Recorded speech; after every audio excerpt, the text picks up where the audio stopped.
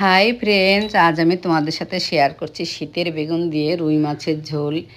এই রেসিপিটা যে একবার খাবে আর ভুলতে পারবে না, মুখে লেগে থাকবে।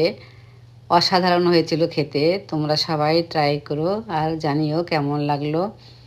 প্রথমে আমি 7 পিস মতো রুই মাছ পরিষ্কার করে ধুয়ে নুন হলুদ মেখে নিয়েছি। অর্ধেকটা মতো বেগুন লম্বা লম্বা করে কেটে নিয়েছি। ভালো করে ধুয়ে নিয়ে নুন হলুদ মেখে নিয়েছি।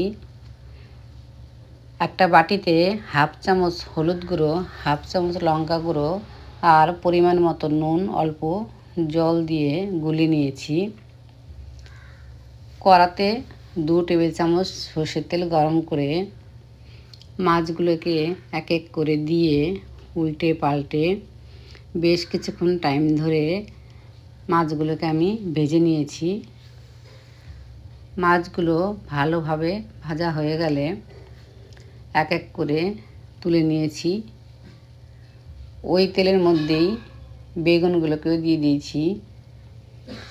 বেগুনগুলোকেও বেশ ভালো করে লাল লাল করে ভেজে তুলে নেব।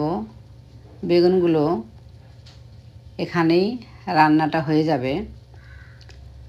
এরপরে আরও 1 টেবিল চামচ তেল দিয়ে কালো জিরে ফোড়ন দিয়ে হলুদ আর লঙ্কা গুঁড়ো দিয়ে যে মশলাটা আমি রেডি করেছিলাম ওটাকেও দিয়ে দেব।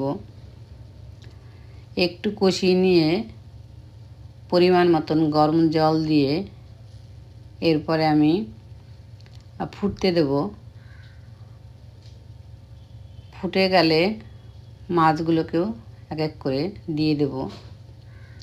ঢাকা দিয়ে কিছুক্ষণ রান্না করে নেব। মাছগুলো ভালোভাবে সেদ্ধ হয়ে এলে বেগুনটাকেও দিয়ে দেব। কয়েকটা কাঁচা লঙ্কা, 1 চামচ মতো ধনে আর জিরে ভাজা গুঁড়ো দিয়ে কিছুক্ষণ রান্না করে নেব।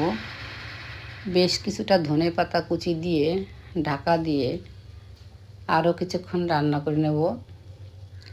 এরপরে গরম গরম ভাতের সাথে পরিবেশন করব, জাস্ট জমে যাবে।